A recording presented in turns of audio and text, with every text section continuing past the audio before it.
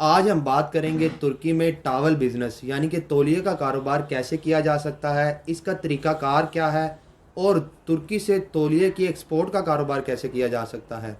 साथ ही साथ हम आपको ये बताएंगे कि तुर्की में पाकिस्तानी तौलिया कैसे इंपोर्ट किया जा सकता है।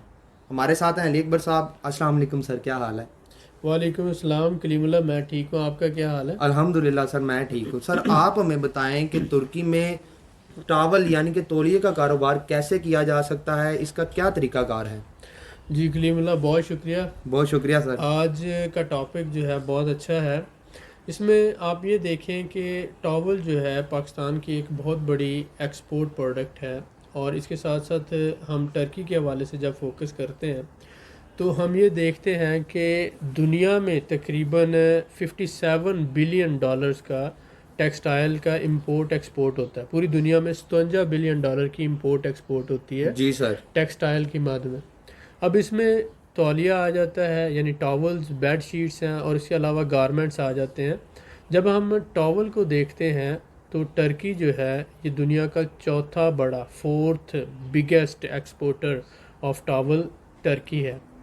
अब आप देखें कि टर्की सालाना 605 मिलियन यूएस डॉलर का टॉवल एक्सपोर्ट करता है। और दुनिया के जितने भी बड़े 4 स्टार और 5 स्टार होटल्स हैं पूरी दुनिया में, तकरीबन 200 ममालिक में, वो टर्की से टॉवल इंपोर्ट करते हैं। क्योंकि टर्किश टॉवल जो है ये बनता है, इजिप्शियन कॉटन जो है बेहतरीन दुनिया की कॉटन कंसीडर होती है इजिप्ट की, और उसके बाद एजियन कॉटन जो है, जो इज़मीर के इलाके की कॉटन है टर्की के अंदर। टर्की दुनिया का 7वां बड़ा कॉटन प्रोड्यूसिंग कंट्री है, यानी कि रुई के लिहाज से भी 7वां बड़ा मुल्क है। तो जो टर्की की एजियन के इलाके की कॉटन है वो दुनिया की बेहतरीन कॉटन में से एक है। तो इसलिए ये इजिप्शियन कॉटन के साथ साथ एजियन कॉटन भी यूज़ करता है, और उसके अलावा कुछ जो है ये रॉ मटेरियल पाकिस्तान से इंपोर्ट करता है। और दुनिया का चौथा बड़ा टॉवल का एक्सपोर्टर है, जो सालाना 605 मिलियन यूएस डॉलर का टॉवल एक्सपोर्ट करता है। जब आप देखते हैं कि इसके कौन से शहरों में तौलिया पैदा प्रोड्यूस होता है, यानी टॉवल मैन्युफैक्चरिंग की फैसिलिटीज़ हैं, तो जो दैनीज़ली है इसको कैपिटल ऑफ टेक्सटाइल कह सकते हैं आप। यानी टर्की का जो टेक्सटाइल का कैपिटल है दैट इज़ दैनीज़ली। दैनीज़ली जो है इज़मीर के बाद एक शहर है इसका टर्की का, और वहाँ पर टेक्सटाइल की तकरीबन आप समझ लें 60 to 70% टेक्सटाइल इंडस्ट्री दैनीज़ली के अंदर है। उसके बाद अगर आप दैनीज़ली के साथ इस्तांबुल को मिला लें, और उसके साथ साथ जो मर्सन के साथ सिटी है इसका, गाज़ियान्तेप के नाम से, गाज़ियान्तेप जो शहर है, और इसके साथ साथ इस्तांबुल और दैनीज़ली, तीनों शहरों को मिला लें तो तुर्की की तकरीबन 90% जो टॉवल की एक्सपोर्ट है वो इन 3 शहरों से ही होती है। जी सर, बिल्कुल ठीक तो है। इसके साथ साथ जो बेड शीट और दूसरी एक्सपोर्ट्स हैं वो भी, लेकिन क्योंकि आज का हमारा टॉपिक है टॉवल से मुतल्लिक, अब ऑनवर्ड हम ये कोशिश करें कि टर्की की प्रोडक्ट वाइज जो है हम सीरीज़ बनाएं। तो अगर आप इन सारी सीरीज़ से देखना चाहते हैं, या बिज़नेस के हवाले से आप कोई डिसीजन लेना चाहते हैं, या आप बिज़नेसमैन हैं जो अपनी प्रोडक्शन के हवाले से कुछ देखना चाहता है, एक्सपोर्ट के हवाले से कुछ देखना चाहता है, इंपोर्ट के हवाले से, या आप सप्लायर हैं, या आप कोई छोटा मोटा सेटअप शुरू करना चाहते हैं, या टर्की में मौजूद हैं, या टर्की में आना चाहते हैं और वहाँ बिज़नेस करना चाहते हैं, तो इस हमारी बिज़नेस सीरीज़ में आपको स्पेसिफ़िक इन्फॉर्मेशन मिलेगी, प्रोडक्ट टू प्रोडक्ट मिलेगी। आप ये जानेंगे कि दुनिया में कारपेट का सबसे बड़ा मशीन मेड कारपेट का एक्सपोर्टर टर्की है पूरी दुनिया में। चाइना $8 का पर केजी टावल देता है, सॉरी कारपेट देता है, लेकिन यही टर्की जो है वो $5 का दे रहा है। तो इसलिए मशीन मेड कारपेट के लिहाज से दुनिया का नंबर 1 एक्सपोर्टर टर्की है। उसके बाद हम बात कर रहे हैं टावल की, तो टावल जो है इसकी क्वालिटी के लिहाज से दुनिया का चौथा बड़ा एक्सपोर्टर कंट्री टर्की है। और तकरीबन 75% जो इसकी एक्सपोर्ट है टावल की वो यूरोप को जाती हैं, बाकी 25% पूरी दुनिया में बाकी मुख्तलिफ़ जगहों पे जाती हैं। तो यूरोप इसका बहुत बड़ा ट्रेड पार्टनर है। जी सर, माशाल्लाह आपने बहुत अच्छी मालूमात दी। Sir welcome. मैं आपसे जानना चाहूँगा कि तुर्की से तौलिए के बड़े इंपोर्टर ममालिक कौन कौन से हैं। जी बिल्कुल, टर्की से जो है हम देखते हैं कि अमेरिका तकरीबन 119 मिलियन डॉलर की एक्सपोर्ट यानी इंपोर्ट करता है। जी सर। और जापान 110 मिलियन डॉलर की इंपोर्ट करता है। जर्मनी जो है 107 मिलियन डॉलर की इंपोर्ट करता है। फ्रांस 56 यानी 56 मिलियन डॉलर की इंपोर्ट करता है। और यूके जो है वो 50 मिलियन डॉलर की। तो यूएसए नंबर 1, उसके बाद जापान, उसके बाद जर्मनी, उसके बाद फ्रांस आ जाता है और उसके बाद यूके। ये 5 बड़े इंपोर्टर हैं। उसके अलावा मैंने बताया कि यूरोप के तकरीबन जितने ममालिक हैं, जिनमें फ्रांस है, जर्मनी है, नीदरलैंड है, बेल्जियम है, स्वीडन है, उसके बाद पोलैंड है, इटली है, स्पेन है, ये सारे ममालिक जो है टर्की से इंपोर्ट करते हैं। और टर्की की जो 75% इंपोर्ट एक्सपोर्ट्स हैं टॉवल की, वो यूरोप में होती है। तो इस हवाले से ये जो 5 बड़े ममालिक हैं हमने आपके साथ शेयर किए हैं। उसके अलावा तकरीबन 110 ममालिक को जो है टर्की मेजर एक्सपोर्ट करता है इसकी। जी सर, बिल्कुल ठीक है। सर, जैसा कि आपने बताया कि मेजर एक्सपोर्ट करता है तुर्की, तो मैं आपसे जानना चाहूँगा कि दुनिया में तौलिए के सबसे बड़े जो एक्सपोर्टर ममालिक हैं वो कौन से हैं? जी, जो दुनिया में तौलिए के एक्सपोर्टर ममालिक हैं उसमें सबसे पहले नंबर पे तो चाइना आता है। जी सर, बिल्कुल जो ठीक है। पूरी दुनिया का तकरीबन 42% जो है वो चाइना एक्सपोर्ट करता है पूरी दुनिया में। नंबर 1 जो है वो चाइना है। नंबर 2 जो है वो इंडिया आता है, वो 8% करता है। चाइना का आप देख लें 42 और इंडिया जो है दूसरे नंबर पे वो 8%। और गैप आप देखें 42 का और 8 का। उसके बाद नंबर 3 जो है वो पाकिस्तान है, 7% जो है पूरी दुनिया की जो डिमांड है। तो अगर आप इंडिया और पाकिस्तान को देखें तो सिर्फ 1% का फ़र्क है। इंडिया 8% करता है तो पाकिस्तान जो है ग्लोबल डिमांड का तकरीबन 7% पाकिस्तान सप्लाई करता है। जी सर, बिल्कुल उसके ठीक है। बाद जो चौथे नंबर पे आ रहा है टर्की। टर्की तकरीबन 4% जो पूरी दुनिया की डिमांड के हिसाब से 4% ग्लोबल डिमांड का वो देता है। और उसके बाद 5वें नंबर पे वियतनाम है और उसके बाद बांग्लादेश आ जाता है। और इसी तरह से डिफरेंट ममालिक हैं, लेकिन हम आपको टॉप 6 कंट्रीज़ तकरीबन बता रहे हैं, जिसमें चाइना, इंडिया, पाकिस्तान, चौथे नंबर पे टर्की है और उसके बाद वियतनाम है और फिर बांग्लादेश है। ये ममालिक जो है टॉप एक्सपोर्टर हैं पूरी दुनिया में। तो इसमें चौथा नंबर है टर्की का और तीसरा नंबर है पाकिस्तान का। और पाकिस्तान जो है टर्की के लिए रॉ मटेरियल भी सप्लाई करता है, जिसमें कॉटन और कॉटन यार्न मौजूद होता है। और ये जो है पाकिस्तान से इंपोर्ट करके उसे टेक्सटाइल प्रोडक्ट्स और साथ साथ टॉवल जो है वो बनाया जाता है और फिर आगे पूरी दुनिया को एक्सपोर्ट किया जाता है। जी सर, माशाल्लाह आपने बहुत ही अच्छी मालूमात दी।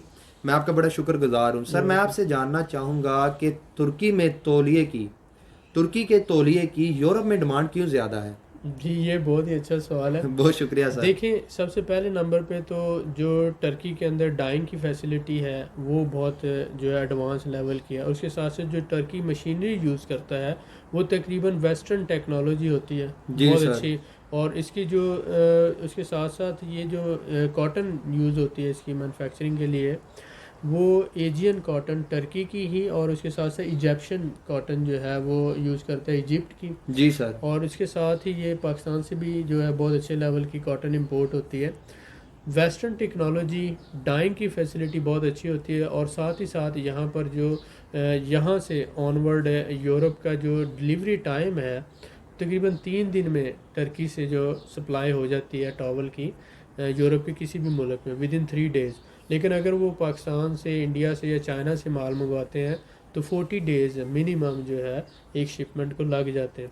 तो इस हवाले से ये होता है कि सीज़न का जो है बहुत ज़्यादा फ़र्क जो पड़ता है इंपोर्टर को, सीजनल इफ़ेक्ट होता है। अगर शिपमेंट लेट हो जाती है तो आप सीज़न को उतना कैप्चर नहीं कर पाते।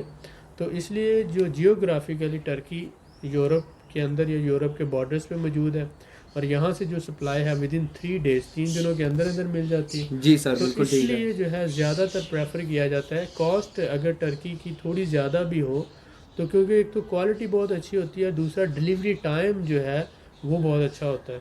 तो विद इन 3 डेज़ आपको डिलीवरी मिल जाती है। तो आप जो इस हवाले से चाइना और दूसरे तो बहुत ज़्यादा जब फ़र्क होता है, या जो क्वालिटी जो लो क्वालिटी की प्रोडक्ट्स हैं जी वो जब सर। इंपोर्ट करना होती हैं तो वो फिर इंडिया, पाकिस्तान और साथ साथ चाइना को देखा जाता है। लेकिन जितने भी 4 स्टार और 5 स्टार होटल्स हैं पूरी दुनिया में वो टर्की से टॉवल इंपोर्ट करते हैं।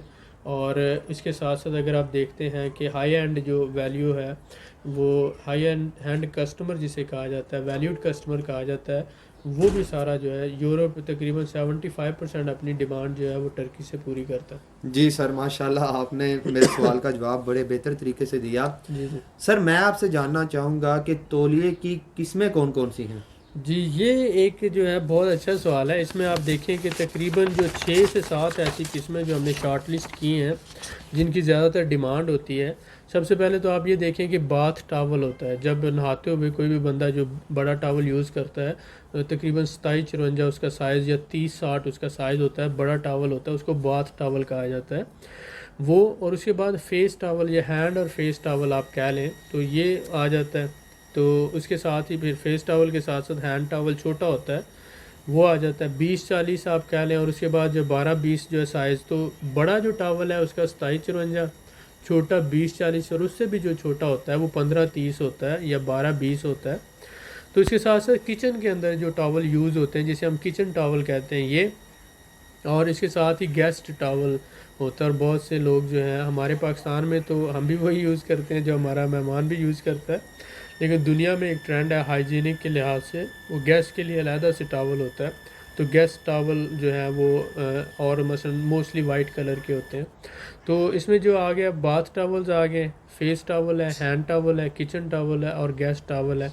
और इसके साथ साथ जो टैरी की डिफरेंट प्रोडक्ट्स में आ जाता है बाथ के अंदर आप जो गाउन यूज़ करते हो जिसे हम कह सकते हैं, तो वो भी इसी के अंदर शामिल होता है। तो ये डिफरेंट टाइप्स हैं इसकी, आप इसको देख सकते हैं। जी सर, बिल्कुल ठीक हो गया।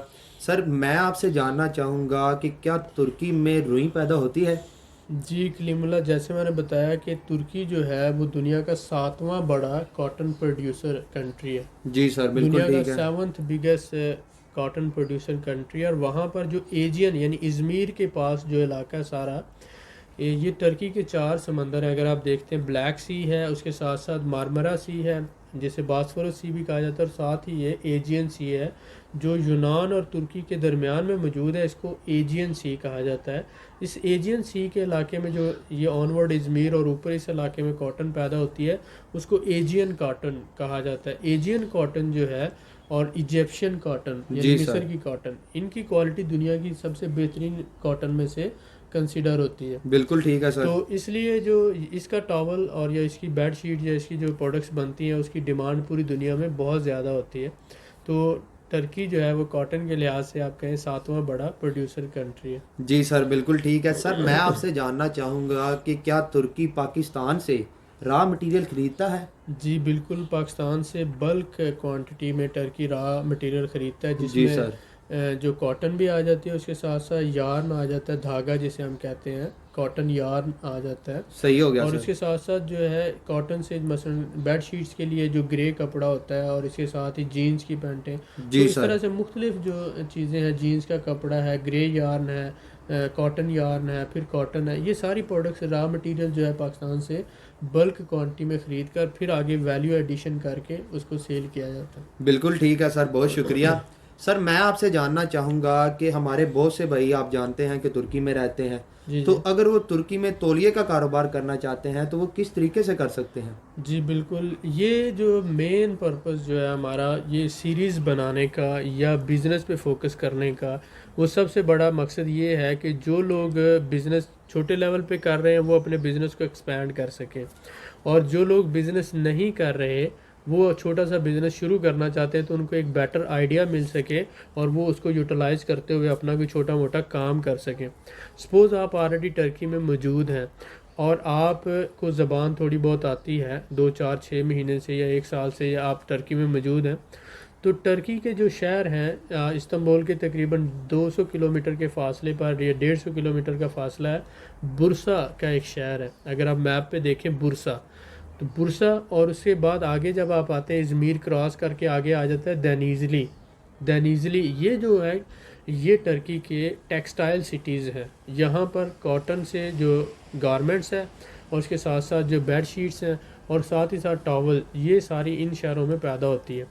तो आप इज़मीर में, बुरसा में, देनीज़ली में और गाज़ियान्तप, अगर आप मर्सन के पास रहते हैं तो गाज़ियान्तप शहर तो इन शहरों में जो है क्योंकि एक्सपोर्ट के ऑर्डर्स होते हैं सारे, और जैसे पाकिस्तान में लेफ़्ट ओवर का माल आपको मिल जाता है या ए ग्रेड का माल आपको मिल जाता है, तो आप फैक्ट्रियों से लॉटें उठा सकते हैं, यानी तौलिए की लॉटें उठा सकते हैं, और आप वो तौलिया 100 kilo, 200 kilo, 500 kilo, 1000 kilogram, 2000 kilogram, 5000 kilogram अपनी कैपेसिटी के हिसाब से तौलिया उठाकर इन शहरों से आप इस्तांबुल में भी जाके सेल कर सकते हैं। वहाँ पर संडे बाज़ार या फ्राइडे बाज़ार लगते हैं हर जुमे को, और जुमेरात को, इसी तरह से इतवार के दिन वो जो स्टॉल मिलते हैं किराए के ऊपर, आप वहाँ पर जो है ना ये टॉवल या यहाँ से ख़रीदें और वहाँ पर अपन छोटे से अपने घर में रख लें, और घर से ले जाकर आप वहाँ पर स्टॉल्स पे बेच सकते हैं। या अगर आपके पास पैसा है तो आप अपनी दुकान बना लें और आप दुकान पे बेड शीट और टॉवल सिर्फ 2 ही प्रोडक्ट रख लें, लॉटें उठाएं वहाँ से तौलिए की और बेड शीट की जो लॉटें उठाएं, जो माल बी ग्रेड होता है उसकी लॉट मिल जाती है, इसी तरह से समटाइम ए ग्रेड की भी लॉटें मिल जाती हैं। तो आप वो लॉटें उठा सकते हैं जितना आपके पास पैसा है, मसलन 1000 केजी उठा लें, 500 केजी उठा लें, और एक छोटी शॉप लेकर आप वहाँ पर उसको सेल कर सकते हैं। या फिर जो ये स्टॉल्स होते हैं जो आपको किराए पे मिलते हैं, आप वहाँ पर उसको कर सकते हैं। तो ये जो है बनिस्बत अगर आप जॉब ढूंढेंगे तो कोई आपको जॉब नहीं देगा, क्योंकि जॉब जो है टर्की में बहुत मुश्किल है। वहाँ पर ये शाम से भी बहुत से महाजर आए हुए हैं, उसके अलावा पाकिस्तान से बहुत से लोग जब बॉर्डर क्रॉसिंग करके इलीगल आ जाते हैं, ईरान से बहुत से लोग जॉब की तलाश में आए हुए होते हैं, तो इसी तरह से यूक्रेन है, मालदोवा है, जॉर्जिया है, इन ममालिक से भी इन कंट्रीज से भी लोग जॉब के लिए आए होते हैं। तो आपको जॉब में बहुत ज़्यादा कंपटीशन होता है। अगर आप जॉब की बजाय थोड़ा सा पैसा अपने घर वालों से मंगा कर या थोड़ा सा पैसा जमा करके आप इन शहरों से लेफ़्ट ओवर का माल यानी तौलिया या बेड शीट का सामान उठाकर आप स्टॉल लगा लें या छोटी सी दुकान बना लें या सेल पॉइंट बना लें, तो आप बहुत अच्छा मुनाफा कमा सकते हैं। मसलन आप समझ लें कि $5 का पर केजी अगर आप उठाते हैं तो आप उसे $12 पर केजी तक बड़ी आसानी से सेल कर सकते हैं। यहाँ पर हम बाकू में हमें जो हम लेकर बेचते हैं तो हमें ए ग्रेड जो है टर्की से तकरीबन $6 से $7 में ए ग्रेड मिलता है, तो बी ग्रेड जो हमें रेट मिलता है $4.5 का मिलता है। तो इसी तरह से अगर आप बी ग्रेड वहाँ पर $4.5-5 का भी उठा लेते हैं तो $12 का आपने बेचना तो पीस के हिसाब से होता है। आप इसी तरह 250 GSM से 350 GSM के दरमियान जो तौलिया है वो उठाएं और उसको आप अपने सेल पॉइंट पे सेल करें। ये मेरे ख्याल में आपके लिए बहुत ही अच्छा एक बिज़नेस हो सकता है। और इसके साथ साथ अगर आप थोड़ा सा बड़े लेवल पे काम करना चाहते हैं तो आप वहाँ से तौलिया लेकर आगे, अगर थोड़ी बड़ी इन्वेस्टमेंट है तो आप आगे दूसरे जो ममालिक में भी सेल कर सकते हैं, या जो दूसरे ममालिक से आते हैं लोग एज ए कमीशन एजेंट बीच में आप उसमें काम कर सकते हैं। डिफरेंट आइडियाज़ होते हैं। टर्की में बहुत से लोगों को जो इंग्लिश लैंग्वेज नहीं आती, अगर आप पढ़े लिखे हैं तो आप एज ए मिडल मैन काम कर सकते हैं। टर्किश मैन्युफैक्चरर के साथ मिलकर उनको ऑर्डर्स लेके दे सकते हैं। टर्की आगे रशिया में, जॉर्जिया में, आज़रबाईजान में और यूरोपियन कंट्रीज़ में काफ़ी मिकदार में जो है वो सेल्स कर रहा है और बड़ी क्वांटिटी में सेल्स कर रहा है। तो इस हवाले से जो है आप इस तरह के आइडिया को यूटिलाइज़ करते हुए काम कर सकते हैं। जी सर, माशाल्लाह आपने जो मशवरा दिया और जिस तरह से आपने एक्सप्लेन किया, मैं आपका बड़ा शुक्रगुजार हूँ और हमारे भाई इससे बहुत ज़्यादा फ़ायदा हासिल कर सकते हैं। जैसा कि सर आपने जिक्र किया टर्की के कुछ शहरों के बारे में कि यहाँ से तौलिया उठाया जा सकता है, तो मैं आपसे जानना चाहूँगा कि टर्की के वो कौन से बड़े शहर हैं जहाँ पे तौलिया बनता है? जी, जैसे मैंने बताया कि जो टेक्सटाइल सिटीज़ हैं, एक तो देनीज़ली है। जी सर, बिल्कुल। उसके साथ बुरसा है, बुरसा के नाम से, फिर इज़मीर आ जाता है। देनीज़ली, बुरसा, इज़मीर और उसके साथ गाज़ियान्तेप है। जी सर। और साथ ही साथ इस्तांबुल। तो बुरसा, देनीज़ली, गाज़ियान्तेप, इज़मीर और इस्तांबुल। इस्तांबुल के सराउंडिंग तकरीबन 50 किलोमीटर दूर आप जब जाते हैं तो ये आपको इंडस्ट्रियल जो एरियाज़ हैं वो आना शुरू हो जाते हैं। तो मेन सेंटर एरिया में नहीं, साइडों पे जो है 50 किलोमीटर दूर, 60 किलोमीटर दूर इंडस्ट्रीज़ हैं। थोड़ा सा वर्कआउट करना पड़ेगा लेकिन आप ढूंढ लेंगे इंशाल्लाह। जी सर, माशाल्लाह आपने बहुत कीमती मालूमात दी, मैं आपका बड़ा शुक्रगुजार हूँ। मज़ीद मालूमात के लिए हमारे चैनल को सब्सक्राइब करें, वीडियो को लाइक करें और शेयर करें, बेल आइकन को ज़रूर प्रेस करें ताकि हमारी अगली वीडियो आपको मिल सके। अल्लाह हाफिज़।